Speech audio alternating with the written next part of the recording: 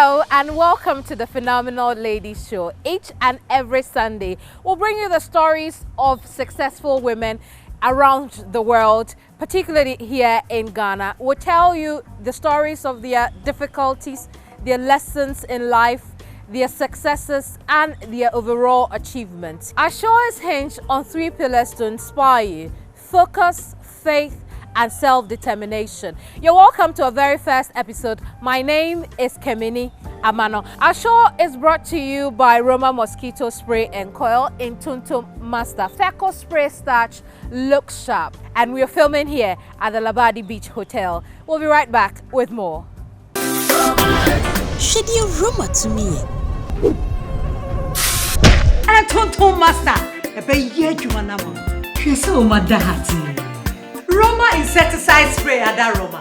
Interfere, Entatia, make a cheha. No way! Shemikuno, and Tonton Bako crown fanimo. And also a pussy. Roma insecticide spray and mosquito coil. And out there we sham. Roma, Roma and Tonton Master.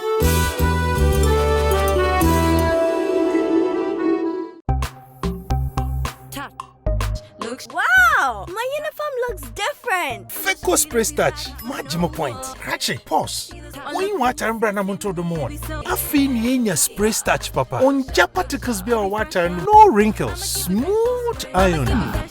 Yes, Papa. Feco Spray Starch. Me here perfume. Also, yes, guy. Feco Spray Starch. Look sharp. Look sharp. Look sharp. Welcome back from the break. This is the PL show with me, Keminni, Amanor, and I can't wait for you to meet my guest in this episode. An absolutely fantastic lady, one I look up to myself, and I want you to meet her in a bit. But you should know that the PL show is brought to you by Roma Mosquito Spray and Coil in Tuntum Master, Feco Spray Starch, look sharp. Thank you to Anna Simba for my costume. Now, let's take a sneak peek into the life of my guest. Our guest for today has over 26 years of experience in media, communication, and external relations. Adiki Ofeibea Ayitevie is undoubtedly one of Ghana's foremost communication experts in the mining sector. In 1993, she started off as a deputy news editor at the Public Agenda newspaper. 3 years after, she moved into the corporate world where she carved a niche for herself in corporate communication. By dint of hard work, Adiki rose through the ranks and currently occupies the position of Vice President in Sustainability and External Relations at Newmont Goldcorp Africa. I thought you'd be drum rolling by now, but that's my guest. You're welcome to the program, Adiki. Thank you. It's good to see you. I've heard so much about you. Really? Yes, yes. I hope good things. Fantastic things, fantastic things. But I want to start from where you started. You were a journalist, Yes. like myself. Actually, a teacher. I started off You started off as a teacher. Where? Yes. So I taught, had my national service at Accra Girls High School. Okay. So because I went to UCC and I trained as a teacher, a graduate teacher. Right. Right. So how long was that period? 1 year and then you moved on? It was 1 year. Then I wasn't sure what I wanted to do. So I went back to school, to the School of Communication Studies, University of Ghana, to study communication studies. And what happened there while you were in the School of Com? Well, you know, we studied journalism, we did print journalism, we did broadcast advertising, there was radio and TV, we did advertising, we studied public relations and also research. So I had this wide suit of garment kind of to determine what I wanted to do.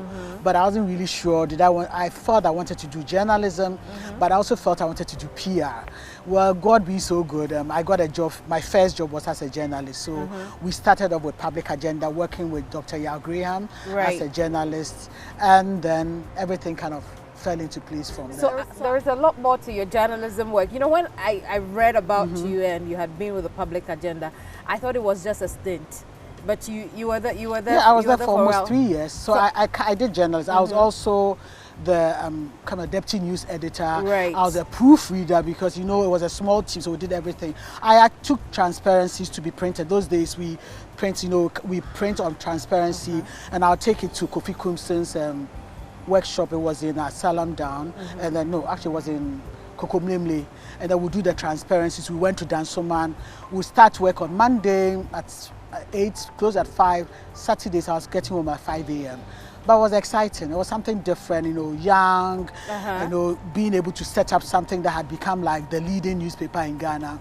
For me, was interesting. Right. So you mentioned earlier that you wanted to try journalism because you had, you know, training for both journalism and PR. Yeah. But did you see yourself, could you project then that this is where you were going to be over the next decades or 2 decades? You know, my goal was to make something good for myself. But honestly, did I think that I'd become a vice president of sustainability and external relations? Honestly, I'll say that no. I knew I was going to do something good. I was going to grow my career, but I didn't kind of think that I'll shift from communication studies and move into sustainability. We'll talk about the progression along the line, but let's begin from your experience as a journalist. At the time you practiced, you know, a lot of things were happening, particularly with press freedom. What was practice then like if you compare to now? Well, I've been out of journalism for a while now. You watch the news. I do, but I feel that now, if I look at when we started off, I think TV was in its early days. You know, the set was very normal. I mean, not that fashionable. I look today, I look at the makeup, I look at the kind of equipment, I look at the set design, and I even look at the way people carry themselves. So I think that time was a bit different. And it was, as you said, we're coming out of a military regime into a democratic world. So things were, and the world hadn't developed. I mean, now we're in a disruptive world. The world hadn't developed. Technology wasn't as it was today. So I think that all the foundations and the fundamentals were being set to drive up journalism as we see it now. But all I can tell that it was exciting. It was exciting being at the forefront of something that was changing. I mean, I don't know if you remember Kumi Preko, but Kumi Preko, I've heard about it. was the demonstration that basically opened the world of Ghana to radio. Because it was the government wanted to shut down Radio Gold, and there was all these people out there. You covered that? I covered that. How was the coverage? So I was kind of, mine was to follow, kind of pick the story, but I had one of my colleagues there, Linus Satara. He had the epic picture of the moment, you know, with people running and the stones being thrown at them and the cuts. But it was dramatic, and it was dramatic because we hadn't seen something like that, people fighting for press freedom, but that fight is what today has created the press freedom that we have. So at what point did you decide, okay, let me pack my bags and then say goodbye to journalism? So, you know, I kind of had the idea that I would like to be in public relations. So ordinarily, when I started school, I mean, roll back, I'd actually wanted to be the headmistress of Wesley Girls High School, because that's where I went to. Because I felt I could be the headmistress. I loved the school, and I thought that's what I wanted to be, make a difference. Because I thought I'd made a difference in my life. So I decided to go to University of Cape Coast to study English. My father wasn't very enthused because he wanted to be a lawyer, wanted me to be a lawyer. So I went to UCC, then went to Accra Girls to teach. So I think it was whilst I was at Accra Girls teaching, and I felt that, okay, I didn't think that teaching was what I wanted to do. I wasn't sure exactly what I wanted to do. So I said, okay, you know, as I was walking to, I'd find out something. I opened the newspapers and I saw an advert for University of Ghana, and I saw communication studies. I said, English. I said, wait a minute, bingo, epiphany, this is what I want to do. So I went to School of Communication Studies and thought I wanted to do public relations because I felt I wanted to be in the corporate world. But after all that learned, I knew that journalism was key to going into PR. Writing was fundamental, knowing media was fundamental to telling your stories. I said, let me start off with journalism, and I got that opportunity. So I did journalism. Did you get into any trouble? Well, I remember one day receiving a call and from the castle saying that, you know, you're a young woman, and the way, you know, you're approaching news, if you want to have a life, you better review. And I said, oh, bring it on. That's what I like, the challenge. So for me, it was all those things. But I think that they valued what I did, but they felt that I was very focused. I would go out and fish for the news, and I believed in balanced journalism. So tell the two sides and let the audience take a decision. And so I was hard-hitting, and I had asked difficult questions. So, but I think that it served me well.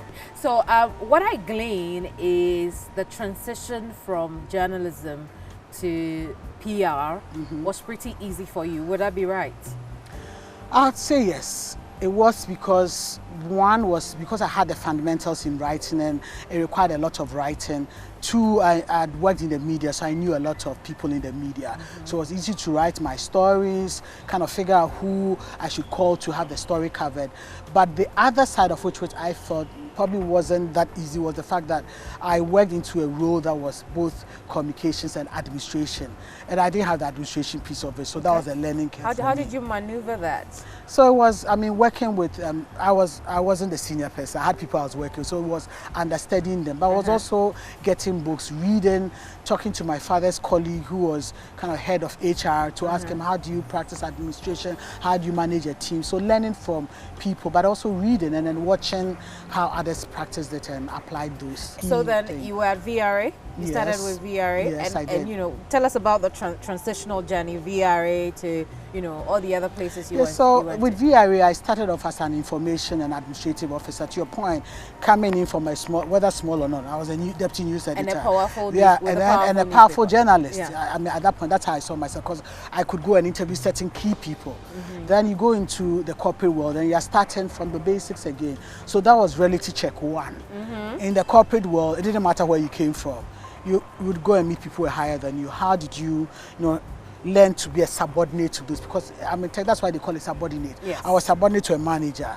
So that, and I think it was that humility, but the willingness to do whatever work was thrown at me. It didn't matter what was given. I mean, it was a difficult challenge. I was willing to stay in the night, do the work. So I think those skill sets helped. Then, I mean, I got the opportunity to have a couple of stints in the CEO's office, and why it was what we call the chief executive's office. Why? Because I had people, I mean, the chief executive wanted some work done around writing, and I approached the School of Communication Studies, and they said, oh, we know a lady who works in the organization, was very good. So then I moved into the CEO. So I had the opportunity to work in the CEO's office. So all that was the hard work, my willingness to learn, to be humble, and to learn how to collaborate with others, I think helped. But after 6 years in VRA, I felt that I needed a new challenge. I wanted to do something different. So then I moved on to what we call SGSSB Ghana, which was the Société Générale Bank from France, was buying, what was called that SSB Bank. But in terms of your communication journey, what people remember you by most is your time at Newmont. In fact, Newmont Communication is now synonymous to your name. I'm not sure about that. Oh, yes, it is. You mentioned Newmont and you're one of the first names that anybody will come up with. And it's a plus. I think you should take that as a compliment. Accept it. Thank you. You're welcome.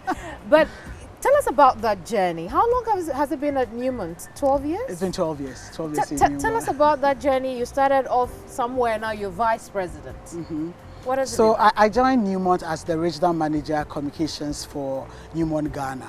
Newmont at that time had one mine in Ahafo, Bronga Ahafo, and had what we call a project in Achem, New Ebrim Achem, in the eastern region.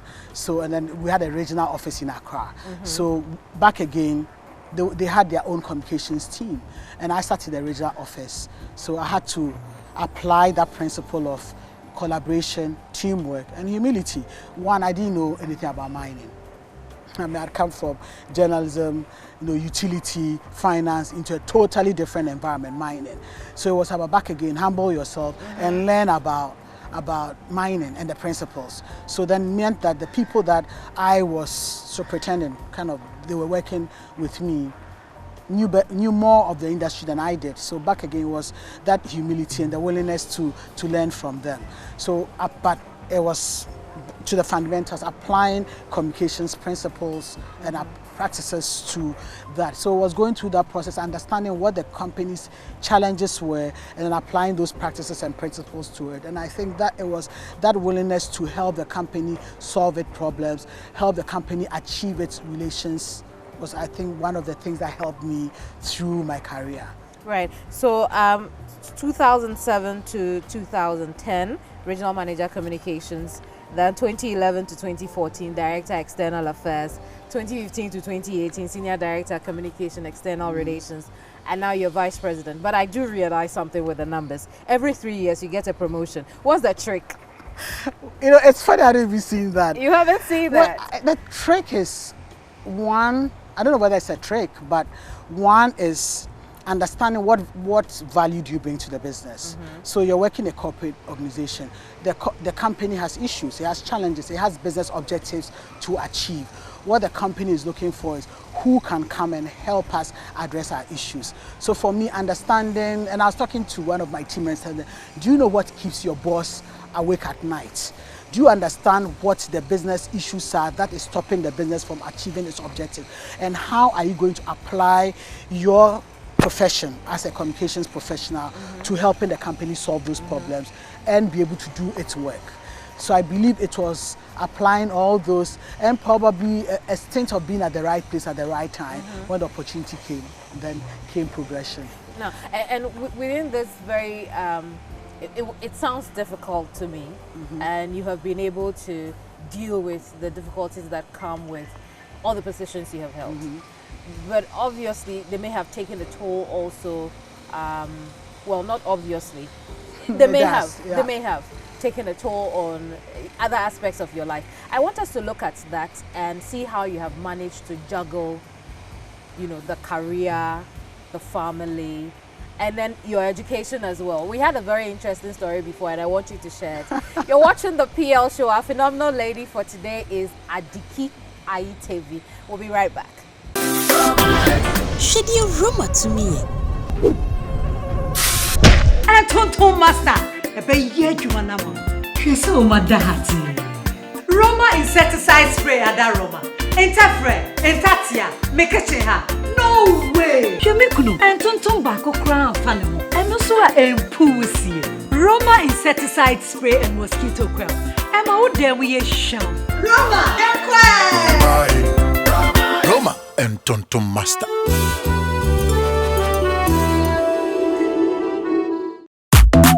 Saswabo,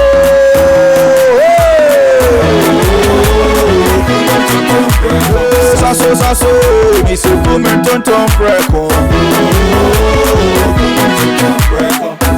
Edwana joami ne buseshe, yeha kesiane malaria. Minya mi kone me saso spray. Every mosquito study run away. Sasso e como tonton preco. Welcome back. This is still the Phenomenal Lady Show. My name is Keminni Amanor, but my guest tonight is Adiki Ayitevie. The show is brought to you by Roma Insecticide Spray and Coil in Tonton Master. Feco Spray Starch, look sharp. My costume is by Anna Simba by Zita. Let's get back to that conversation. Let's wrap it up on your time at Newmont. You spoke about, you know, some of the difficulties, but did you have any difficulty based on your gender? Surprisingly, no.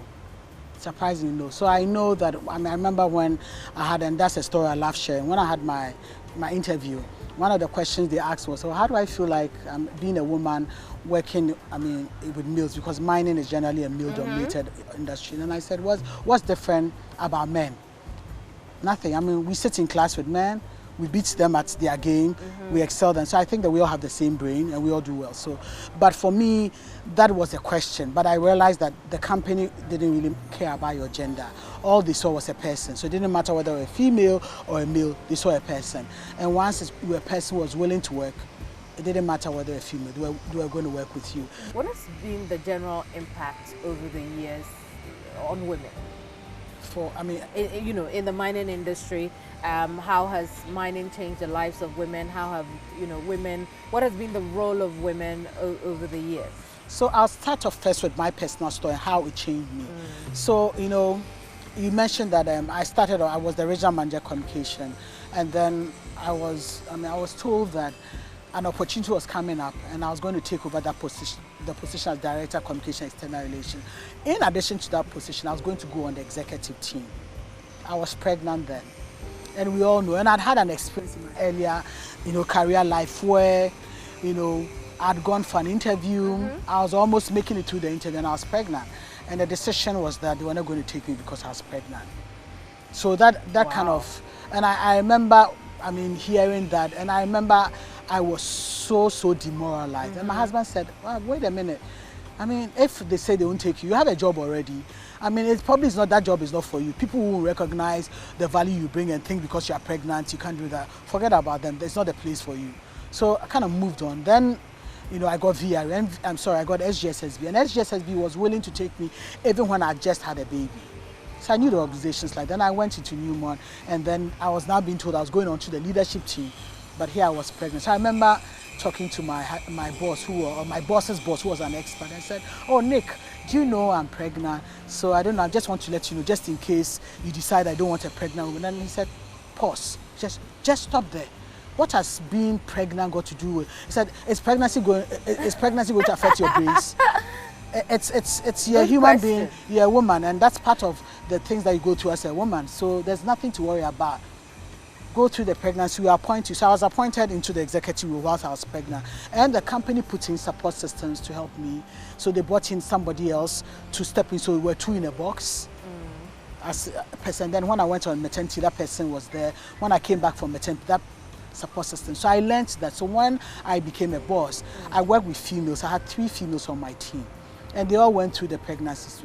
All I did was them to create that support system. Secondly, is the company's willingness to understand that if you have women in a business, it helps you to perform better. And studies have shown that when you have women, you as a company, you perform better because women come with certain skill sets that, because we all look at things from a different perspective, that men probably won't see. So that company decision that it's important right from the board level at a global level. So if you have that support and you have a strategy to make sure that you're doing that, what else do you worry about? Yours is to make sure that you operate and excel in that support system. Let's talk about the family. You know, that throughout the journey, along the line came a husband, it came a family, and share that story with us. Sometimes it gets difficult, you know. I have 2 young ones, and sometimes if I don't have my mother, I think that I wouldn't survive it. So what has it been like for you? For me, I think it's applying the principles that has helped me in my career. So one is the fact that there's nothing too difficult you can do. That was one. 2, that there always will be challenges, but if you put your mind to it, you always will overcome that challenge. So that was one. The third one is the fact that how do you get a team of supporters? Because you can't do it alone. So collaboration. And I've applied that to myself. So yes, I got married. When I was in VRA, yes, and then came along a husband. Then I had my first child. Then right after my first child, I moved into SGSSB. So I went with a very young baby into a new organization where communications or public relations was being set up again. Right. So it was back again, the principle of your willingness to bend backwards and go the extra mile. So if I was willing to go the extra mile, it meant that I needed that support. So my mother was alive then. Right. So my mother... She was your support system? Yes, she was my support system. So I'll go and leave my daughter there, drive to work, get home around 6, 7, with the mother sits on the porch saying, have you forgotten your mother? Oh dear, I know that feeling all too well. I know that experience. I know, we want to show you some of the women you have touched in so many ways. I've known her for quite a while, from a distance, and then currently from a closer point of view as a boss. She's one of the women I've always admired for a long time, being a PR practitioner, and one of the people I always look up to in terms of where I want to be as a professional. She's very, hard-working and focused person, very strong on values and on ensuring that our decisions are aligned with our business strategy objectives. The first time I met Adiki was during the Women in PR conference 2018. After listening to her presentation, I thought she was fantastic. And so later, even when I followed her on social media, I was jokingly saying, this is the mentor I never had. I met Adiki in 2006 at a company we both worked. Although we interacted minimally because we are different branches, she always inspired me anytime I encountered her. Along the line, we both moved on to pursue different interests, but our path crossed many times, both on personal and professional levels. Adiki inspires. She is always willing to mentor, share experiences and insights that contributes to one's career development, wherever they may be on their career path. Clearly, I think that is a testament of, how her impact within the industry and also in the public relations space, has carried out. We all know that the mining industry is mostly considered as a male-dominated industry. And for a woman to grow to become a vice president of her department, it's something you can't consider as a small achievement. And so for me, the impact is that when I look at her, I aspire to become like her. I aspire to reach that height, even if closer or not up to where she is at the moment. Adiki, as you are being celebrated today, I just want to say maybe congratulations. You are good at what you do. I have not known you for too long, but the little I have seen is that you are good at what you do. Adiki, my mentor, as I affectionately call you, the industry celebrates your achievements and impact, and I am personally grateful for your life and your mentorship. You are a true leader who lifts as she rises. Congratulations. Oh, but a few words that I got from that, you're knowledgeable, you're brave, you have an answer to everything. Do you? That's what surprised me about Do you? You have an answer to everything. We'll talk about it, but I also want to tell you that the surprise is not over. We went overseas to bring you one special one. I think you should see that one too. A very special surprise for you. Let's take a look at that. I met Adiki in 2017 at a conference in Accra. What impressed me the most about her was her knowledge and her leadership in the profession. She has accomplished a lot, particularly working in the mining industry, which is predominantly a male industry. She has managed to break the barriers within the industry, and she's an inspiration to us and many other people in the profession who look up to her for the contribution that she has made, not only to the practice, but also to the body of knowledge of the profession. I therefore wish to take this opportunity to wish her well and encourage her to stay firm and focused and make sure that she inspires many more young people into the profession. One of the things I've realized, I didn't realize was, how people looked up to me. So you feel like you're in your own small world, you're in your corner, you're doing your work, and all you're doing that, you're helping your business. Then with time you realize that so many people look up to you. So it's not about you or it's not about your company, it's about others. What do you do so that you help lift others up? So it's something that came to me 2 years ago, that I'm not there for my family alone. I'm there for other people, to inspire other women. So my whole life should be inspired. And that's sometimes a big weight to know that whatever you do, people look up to you. So you need to put in your best so that you can bring others to probably even do far better than what you've done. Stay with us. You're watching the PL Show. Shady Roma to me. Tonton Master, Roma insecticide spray ada Roma. Entafre, entatia, mekecheha. No way. Shemikuno, Tonton bako crown fanimo. And also empusi. Roma insecticide spray and mosquito coil.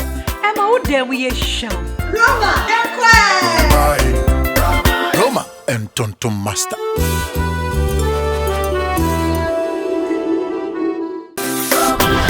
Shady Roma to me.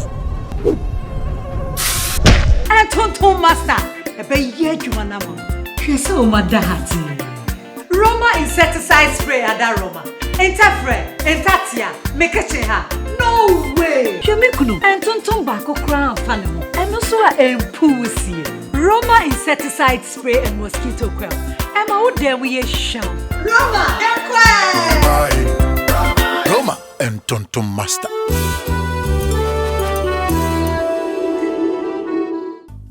You're welcome back to the PL show. My guest is Adiki Ofeibea Ayitevie. What was growing up like for you? I'll say growing up was wonderful. So my mom was Fanti and from Shama, and my dad was Dangbe from Bigada. And so I grew up in a multilingual home. My father, who didn't want to speak Fanti because he wanted his children to learn Dangbe, growing up in Takoradi. And then my mom, who wanted her children to learn Fanti, but was also kind of very strict. So, and I had we're six, and I had tons of siblings. So at any point in time in my family, we had like 16 people staying in the house. So 6 of us and probably like 8 other relatives. And it was, kind of the fact that you're a relative doesn't mean that you were treated poorly.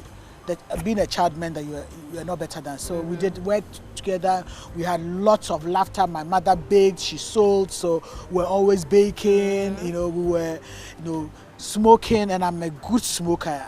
Probably people don't know that, but I could smoke. As in fish. As in fish, because because I don't want people together. Yeah, as in fish. My mother was my grandmother was a fishmonger. So my mother, loved fish, and we smoked. So if Henry was in season, she'd go to the harbor buy fish, and we were the smokers in the house. So I smoked fish. I baked. My mother loved baking, and she was a very devout Christian. So she was always baking for the ministers. So we're baking cake, we're baking biscuits, we're baking Rockies and sending to, and I'd say, why are we caterers? This is, I'm a secondary school person, and then I'm sitting here baking and smoking so you can get and dash to people. But I think all those things now has helped me in my career. So it was like there was nothing you couldn't do. Right. You had to pitch in with everything. So then I had to pitch in. If we were working with my team, it wasn't my team, it was me and my team were working together. So I wasn't the boss sitting on the 3rd floor and my team there. It was all of us. Did it also make you competitive, because when you're in a large family, you tend to compete for a lot of things? Not in that. It was more around, we were siblings that were kind of right after each other. So, if I was in Form 5, my brother was in Form 4, so it was like, you can't fail. And then your brother comes and is in Form 5 with you. So there was always that competition. You have to make sure you do well. So it was there. And my father, from where he came, I come from a very ordinary background, so had inspiration, great ideas that he wanted his children to progress in their career, even do far better than where he was. And he was a production director for that time, was Pioneer Tobacco and became British American Tobacco. He felt he had been able to progress in it. He wanted his children to do far better. So it was almost like, I know where I come from. I have relatives who are not doing well. It is your duty as an Ayitevie to progress and support your relatives. That was his national anthem every day. And then he would say, okay, and you have to learn. So learn, and if you learn and you die, I'll write on your tombstone, here lies the body of Adiki Ayitevie, who learned till she died. So there was no excuse. I know those days I'll be sitting in the back of the car, rolling my eyes, thinking, give me a break.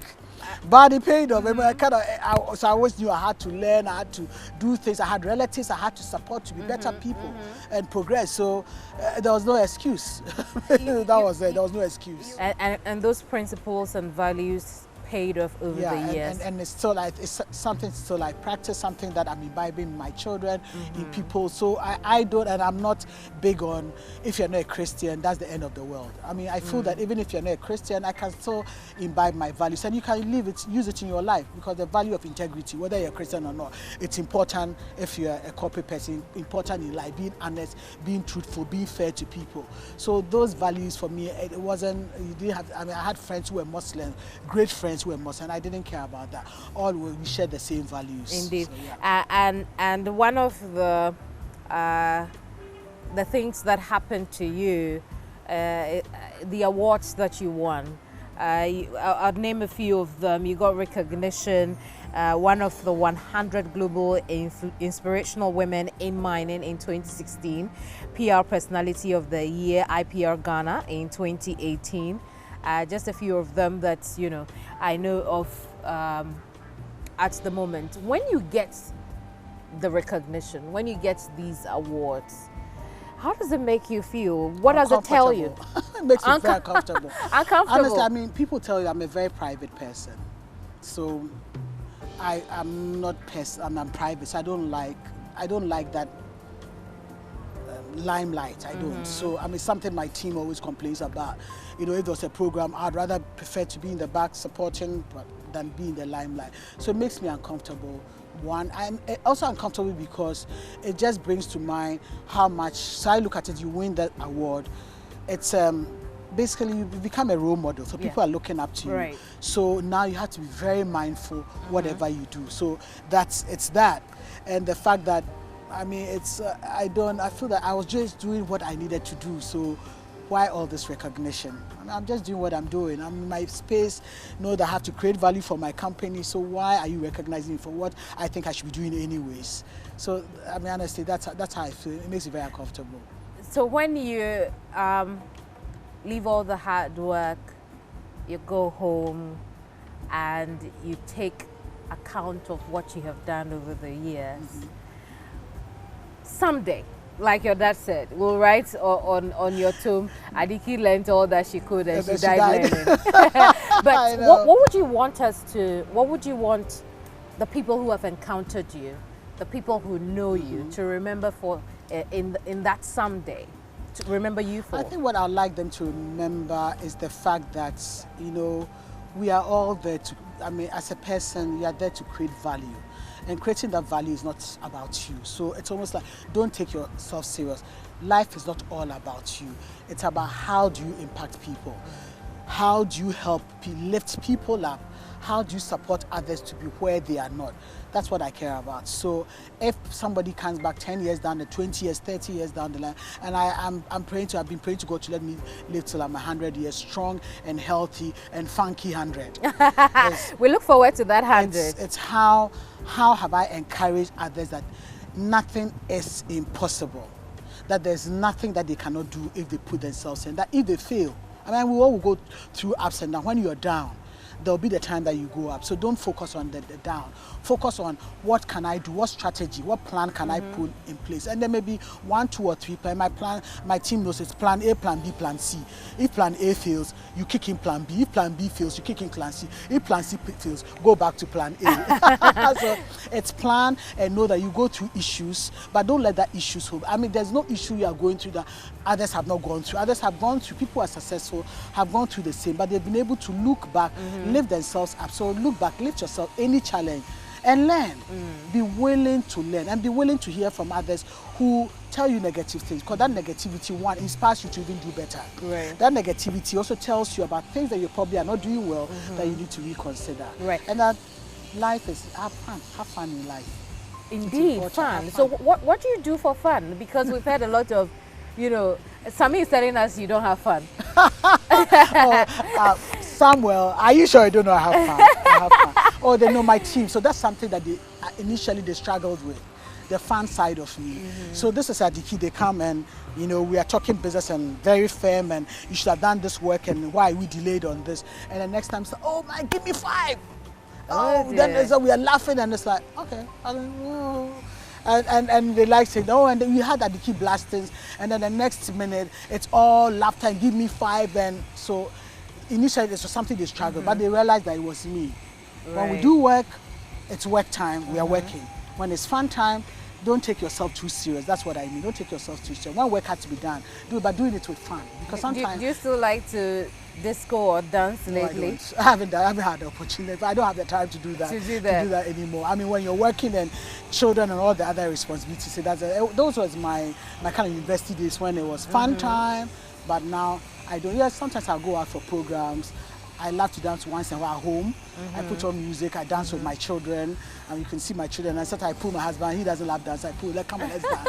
So I do a bit of that at home. But generally, I don't do a lot of that. We've had a wonderful conversation. Yes, we have. And as I said at the beginning of the show, I myself, you know, we are going to go back to school.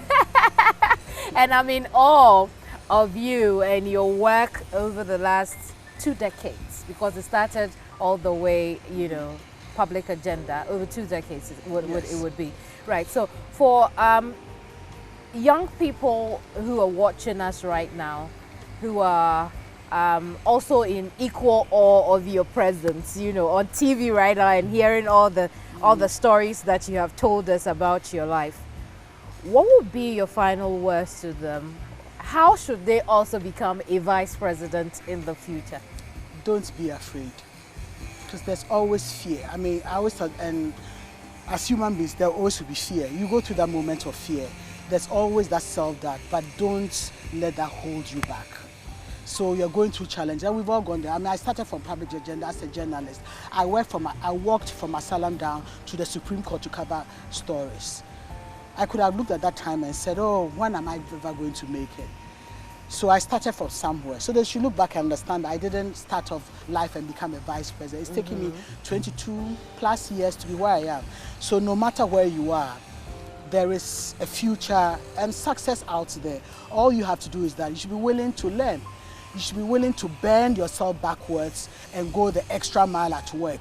So if there's work to be done, are you the person who picks your bag up at 5 and say, well, you pay me peanuts, so it's 5 o'clock, my family bag, me coffee? No. It's not about the pay. It's about the value, because whatever you're doing, you're adding the value to yourself, not to the company. Yeah, you're adding to your company, but to yourself. And one day you're going to take that skill set that you've acquired and apply it to your life. So in whatever you're doing, no matter how much they pay, no matter how much pressure your boss, take it positively, bend backwards, do the best, solve the problems that keep your boss awake at night, and learn. And when you die, we write on your tomb, here lies the tombstone of this young person who learned to that. But all those things pay off. Learning, taking criticism, knowing that you go through challenges, and so not letting the challenges pay back, and have a network of friends who inspire you to do things and improve. So when challenges that you can share with them, they can advise you positively, and have a positive mindset all the time. Indeed. And again, thank you very much for coming here. We are grateful for the good works you're doing. It has a domino effect on all other women. I know I wanted to ask you about going back to school, but as you said, we'll keep that conversation for another day. But the most important lesson there is it's never too late. Because at 48 you went back to school. To grab your master's. So it's never too late. It's never too late. If you want to connect with Adiki, you can always do that on LinkedIn. Yeah. I'm on Facebook too, I'm on Twitter, I'm on Instagram. Oh, the last surprise just came here. This one is for you. They're from our sponsors. Oh, thank you, Roma sponsors. I Mosquito appreciate Spray it. and Coil, Sasso, and then Feco. Okay. Feco Spray Starch. Yeah, I know Sasso. Yes, they say that you can look sharp always. Thank you. Oh, and this will help with the mosquitoes too.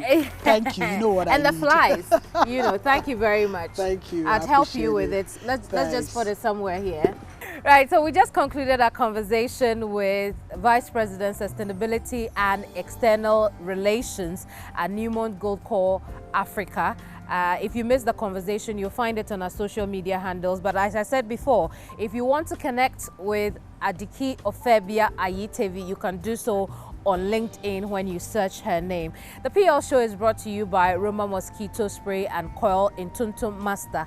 Feco Spray Starch, look sharp. My costume is by Anasimba by Zita. Right now, let's bring you #trending with Ellie Karis.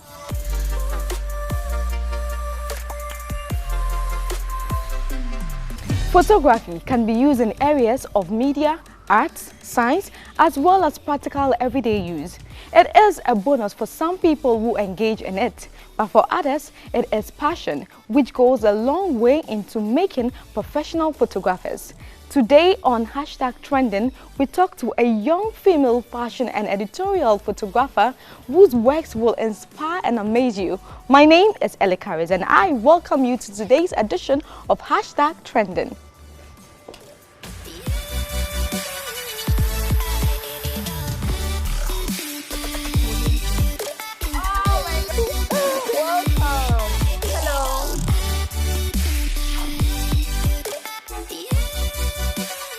It's nice to finally meet you. Yes. The lady behind all the beautiful works I see on social media. Thank you. Let's get down to business. So, photography in our society is not known as a traditional job for women. What do you think has accounted for the current interest in photography by women? Women have been doing photography for the longest time. Lindsay Adelaide, Suze Bryce, like there are a lot of female, in Ghana? No, in Ghana, like yes. If you're talking globally. But I think it's Ghana now that the trend is like now picking up. And I think our generation is different. I mean, what men can do, women can do it better. So how did it all start for you? From watching American Next Top Model. I just love how the images come out, and I always ask myself how they're doing it. So I started like getting interest, and I'm like, okay, I want to do this, but it's like a man's profession. So you always have that thing, oh, how are people going to take it when I say I want to be a photographer? And then there is always that photo kind of thing. But as I said, our generation is different and things are changing. So I think now it's cool. Even if you're like a female photographer, you're like, cool.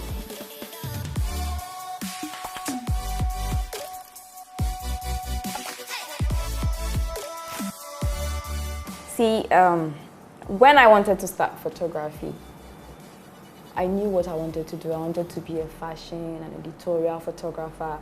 I don't like shooting weddings, even though I can shoot them, but my interest is not there. So when I pick a camera and I want to shoot, I already have I have a mood board, but sometimes I'm looking for a certain type of feel. The model should look a certain way. So sometimes I have issues where some models feel I don't want to shoot them, but the point is I haven't even gotten the mood board that I want to shoot with that kind of the person yet. Because what I'm looking for, it doesn't only, it's not only about the clothes or the face or the poses you do and all of that. Like there is a lot that goes into, shooting fashion and all of that.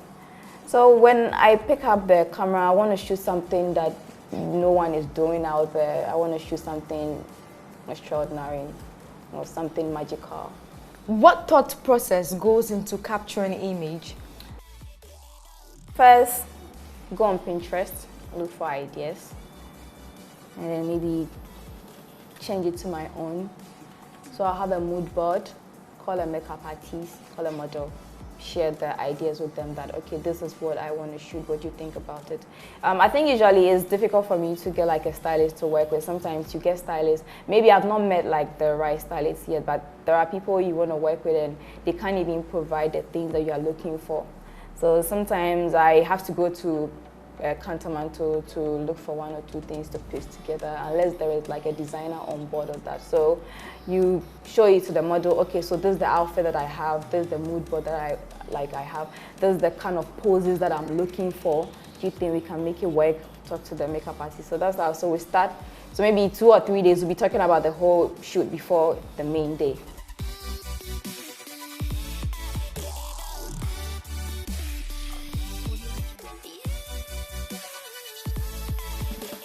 When a client approach me that they want to work with me, I ask them, do they have a mood board? I like to see like a mood board. I like to see the models because I want to see if they have good skin, and I also want to see if they can sell what you are selling. Because sometimes people be like, oh, my friend, I want to use my friends. And I'm like, okay, can I see your friend? I've seen your friend. I don't think your friend will make it work. Because maybe, she can't even give you the kind of thing you are selling, like the kind of poses or the look you want for whatever you are selling. And for me, it's not about, oh, I want to shoot this, how much, charge me. It's not about the money, because my name is also going out there and I'm building a brand. Sometimes clients feels like you're asking them a lot of questions, but I need to know exactly what you want to do, who is involved, what we are doing, the makeup artist, because I need to check the makeup artist, I need to check their work and all of that. But if you get like a client who is understanding, the work comes out very good.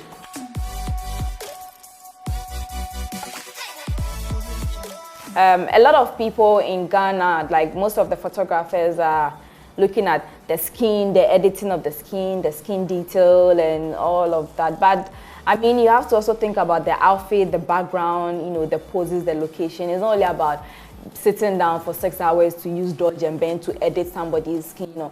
Don't call yourself a fashion photographer and then all you think about is the skin and the details and all of that. Kindly share some tips to budding photographers how to be successful in this competitive field.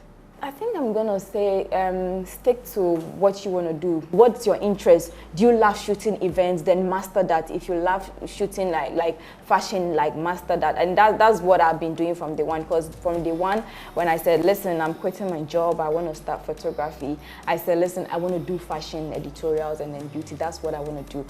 Before I let you go, I want to find out your opinion. It's something controversial though. What is your take on nude shoots? No, I haven't done any yet. Maybe in the future. But I've seen some like yeah, that's nude. Semi naked. Oh, yeah, on your page. They're in bras and panties. Yeah. Oh, are you sure? Is it? Yes. My is it? Yeah, they're in bras and panties. All right, but she's covering her boobs. What's your take on it, especially in our society? I don't have any problem with it. If you're comfortable shooting it, I don't have any problem with it. I'm okay. But me, if you want to shoot, I don't think I'm comfortable shooting nude. Maybe in the future I might, but that one quite has to be some hot guy with 6 packs, you know. Oh, you know, with oil dripping on the body. You just go for 6 packs, not 12 packs. I don't want 12. 12 is too much. 6 is okay for me. I want more packs. Yeah. It's been an insightful conversation with the young female fashion and editorial photographer Sharon right here in her studio. My name is Ellie Karis, and this has been another incredible edition of #Trending. We just saw #Trending with Ellie Karis. Thank you very much for always bringing us what's happening around the world. And this time we looked at fashion. I know I've got my fashion on today.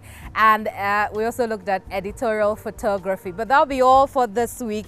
We are definitely coming your way again with an equally impactful conversation next Sunday. My name is Keminni. Amanor. Good night. Yeah.